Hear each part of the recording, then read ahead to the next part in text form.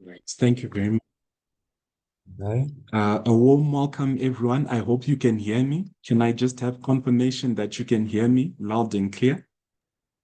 Loud and clear. Good morning. Good morning. Thank you very much. So I will now shoot. So welcome to my presentation this morning, where we'll look at management options for one of the most economically important pests on tobacco, the root knot nematode. I'm from the Plant Health and Agricultural Resilience Division here at Kotsaga.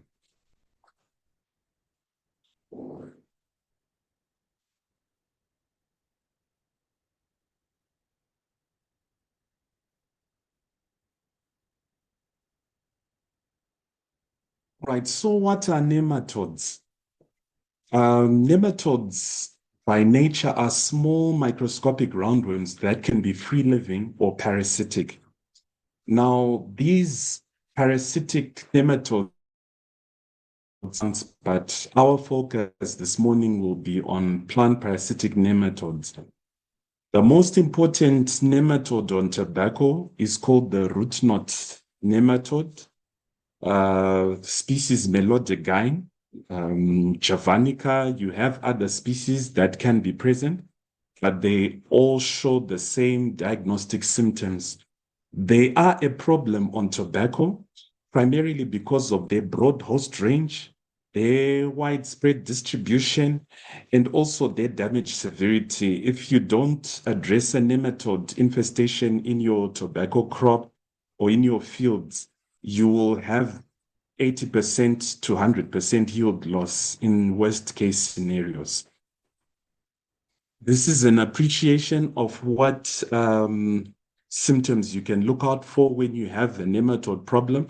The problem is usually on the roots because the root knot nematode, it affects the roots. It penetrates the roots, causing ball-like swellings that we call galls or knots, hence the name root knot.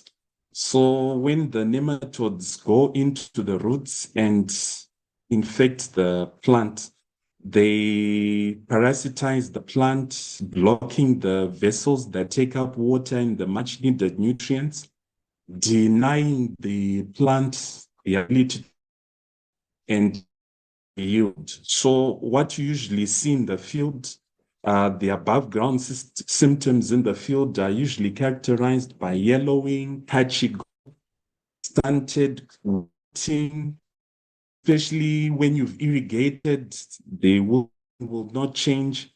This is because of the physiological dysfunction that's associated with the nematode problem. So had ceased to be a problem on tobacco because there were a number of broad spectrum nematicides growers could use to manage these soap-borne pests, the likes of methyl bromide. There was aldicarb.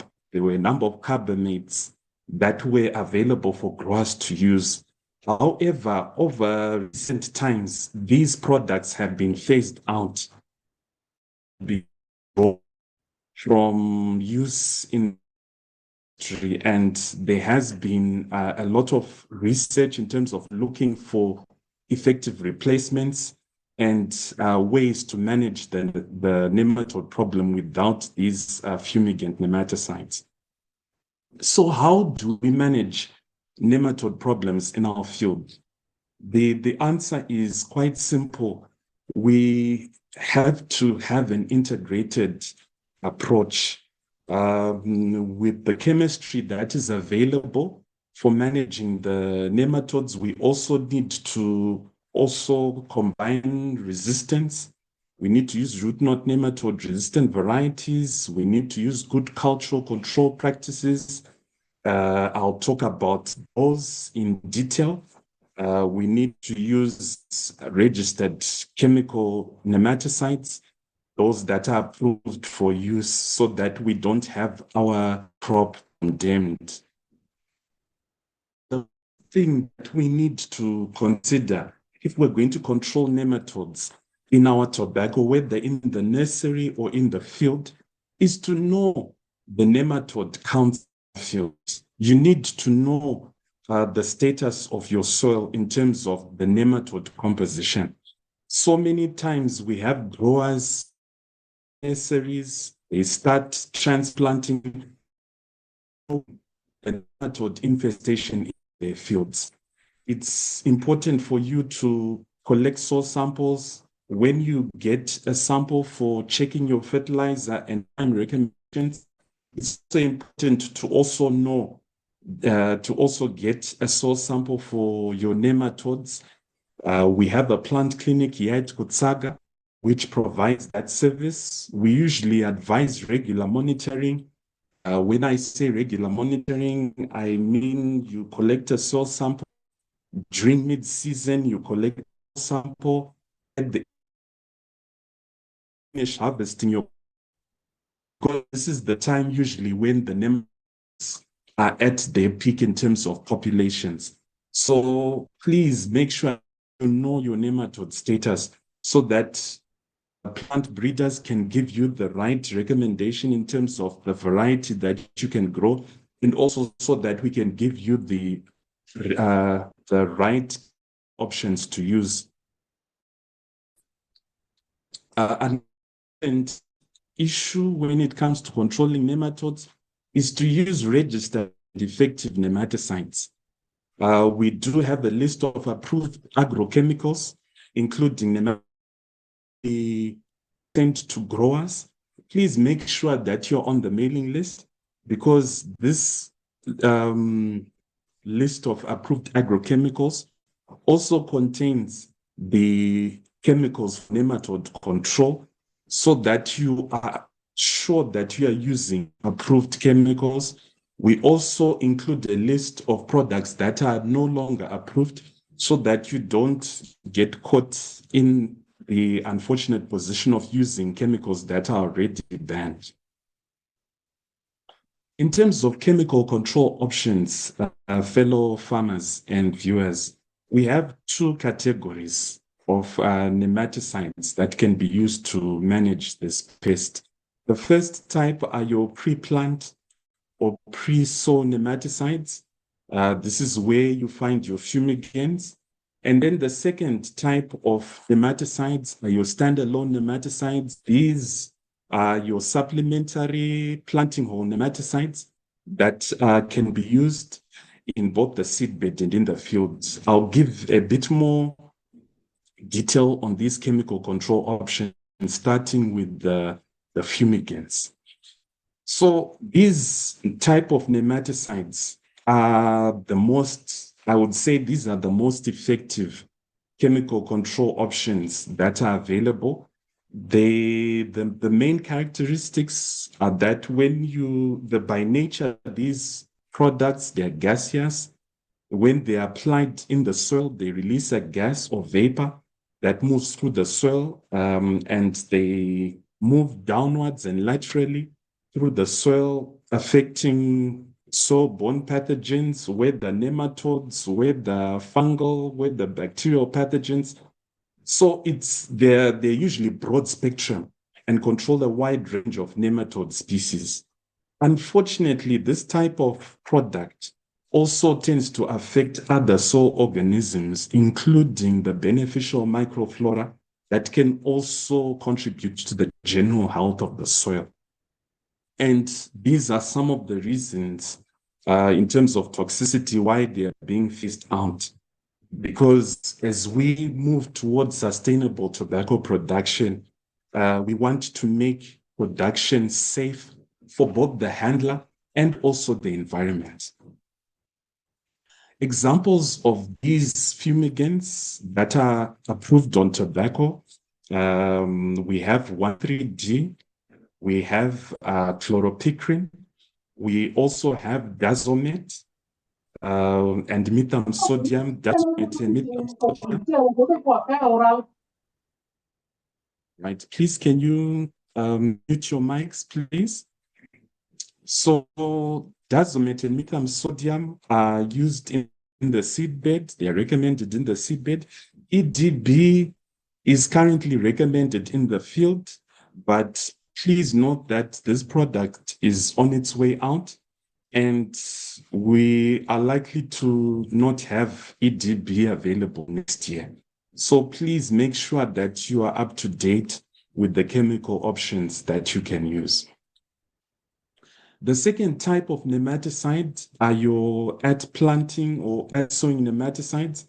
These are popularly known as the supplementary nematicides, so-called because they usually need more than one application. They are typically used in combination with other methods, your resistant varieties, crop rotations, to enhance nematode management. They are not like your fumigants. They don't release a gas, they're not effervescent like the fumigants. They work by systemic and contact modes. They are absorbed by the plants, for example, your oximal, or they act on contact with the nematodes. These, unlike the fumigants, are narrow spectrum. They usually target a specific pest like your specific nematode species. So that these type of nematicides, they may suppress the nematodes, but you may need to apply something to Rhizoctonia or Fusarium or other soil-borne pathogens. Additionally, like I said before, they have shorter persistence in the soil. They typically break down faster in the soil than your fumigants. And so you may need to apply another dose, say several weeks after transplanting. In the case of a product like Oxamil, which is applied at transplanting in the planting hole, and then 3 to 5 weeks of transplanting. This is an appreciation of the examples of standalone nematicides that are currently used on tobacco. You have cyclobutadiene, oxamil, fluopyrim, and approved ivermectin combinations. Let me remind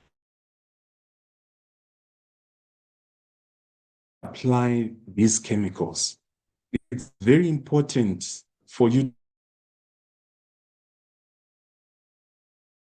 create protective application, especially of the fumigant nematicides, because a lot of these products are paper label products that are harmful to the handler. They are on your gastrointestinal, so ensure that adequate protective clothing is worn during application. It's also important to make sure you follow the directions on the label of the product that you have acquired to use as a nematicide. A lot of these products have certain conditions, temperature, moisture, preferences. So it's important, if you are going to get the most out of your nematicide, make sure you follow the directions in terms of when to apply, at what point, and how many times. A number of these products, especially the fumigants, have waiting periods. And we usually have problems with growers who want to apply these fumigant nematicides the day before sowing or the day before transplanting. You can burn your seedlings and you can affect your germination. So please make sure when you have bought these nematicides, make sure you follow the directions on the label. Also, make sure that the product is approved for tobacco, because we have a lot of products that are going around that are nematicidal, but they are not approved on tobacco for one reason or another. You find that a lot of the products that are actually all the products that are approved for use on tobacco, they usually have an indication on the label that they are used for tobacco, and there is a TRB certificate number that is indicated on the label. So please, growers, make sure that you are you are cognizant of these important details before buying your nematicides. Also, as we try to control nematodes, like I alluded earlier, it's important to use resistant varieties. It prides itself in the development of root knot resistant varieties, hence the acronym KRK on the varieties that we sell to growers. These varieties are high quality.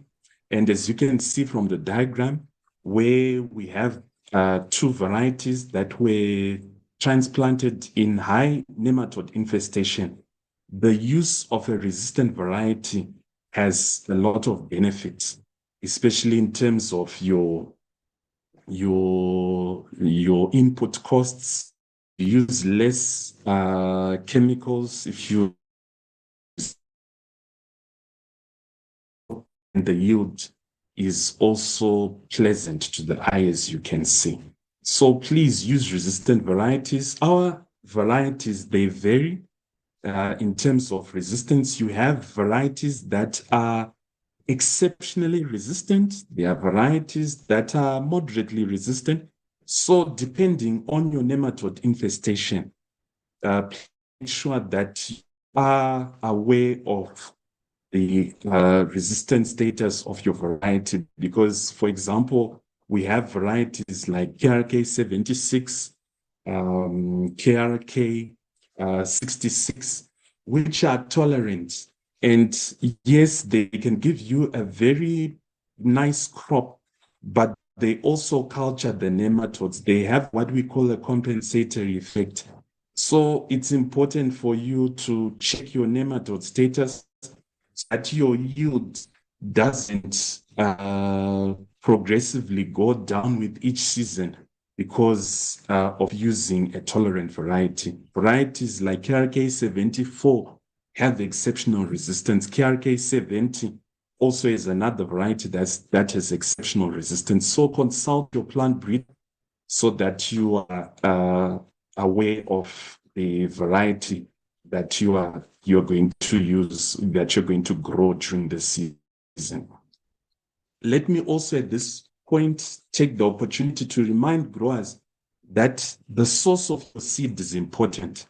We have situations where growers are buying seed that is not registered, that is not certified, and you can have problems in taking your crop to harvest if you don't use high quality certified seed.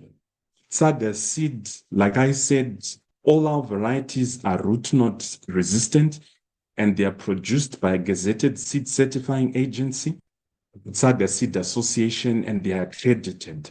So please don't be caught offside growing tobacco from unregistered sources, as it can put you on the receiving end with the law. Also, it's important to take note of cultural control practices depending on the nematode infestation in your field. Some fields may need time off.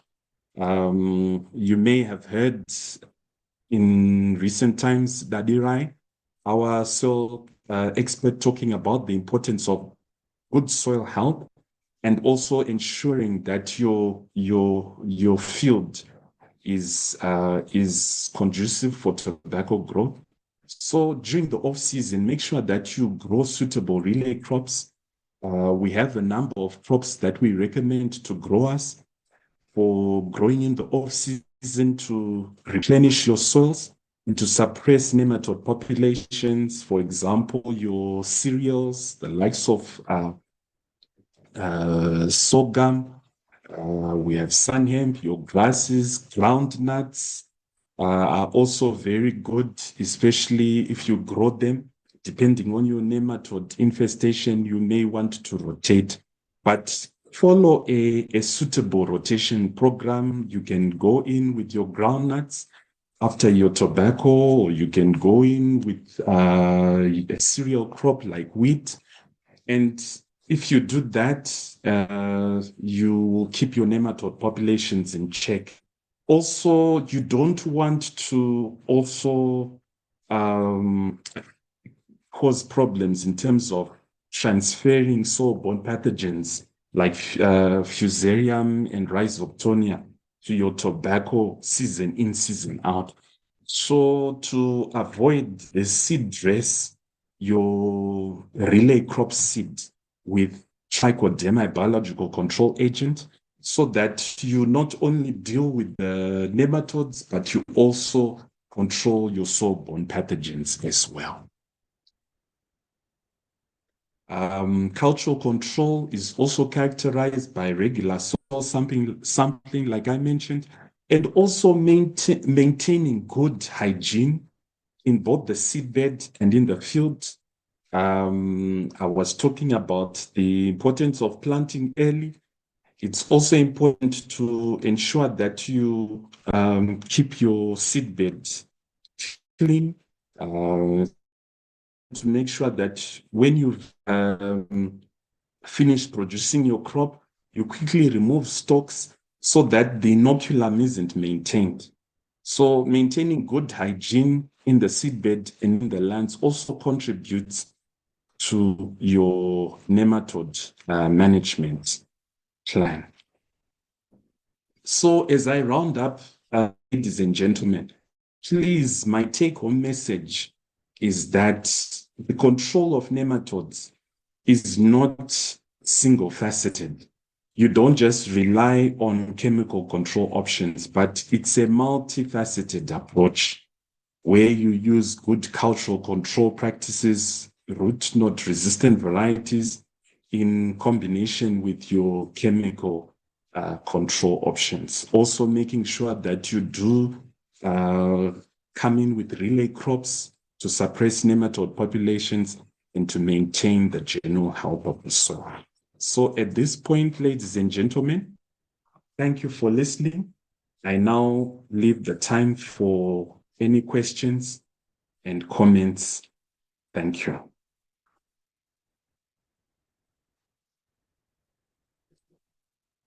Thank you, Mr. Maere, for that well-articulated and informative presentation. I'll open up the floor for any questions or comments. I see in the chat there's one that had not been responded to. It reads, how many weeks between pre-planting application and planting? All right. When you are up, I think this refers to your Fumigant nematicides. So when you are applying your EDB or your 1,3-D, these Fumigant nematicides, they are applied 2 weeks before planting in the field. In the seedbed, the recommended Fumigant is sodium, which is applied 28 days before sowing. We also have products like Gazomate. Gazomate is another fumigant which needs 20 days waiting period before sowing. So what I usually recommend for growers who want to use fumigants, make sure you check, like I said, the directions on the label so that you are guided in terms of the waiting period, in terms of the conditions required for application of your nematicide. Thank you. Thank you, Mr. Maere.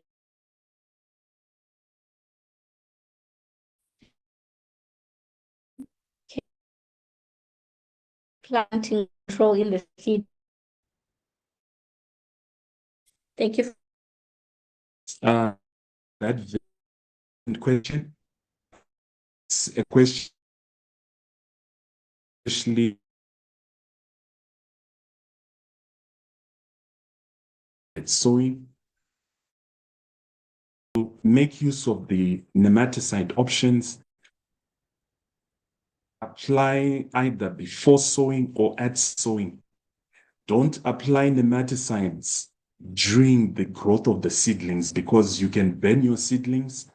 Like I said, if you follow the directions on the label or if you consult your nematologists at the plant clinic here at Kutsaga, myself, or my colleagues at the plant clinic will be able to assist. But please do not apply any nematicides after you have sown. You'd rather wait till transplanting. You apply your nematicide in the planting hole.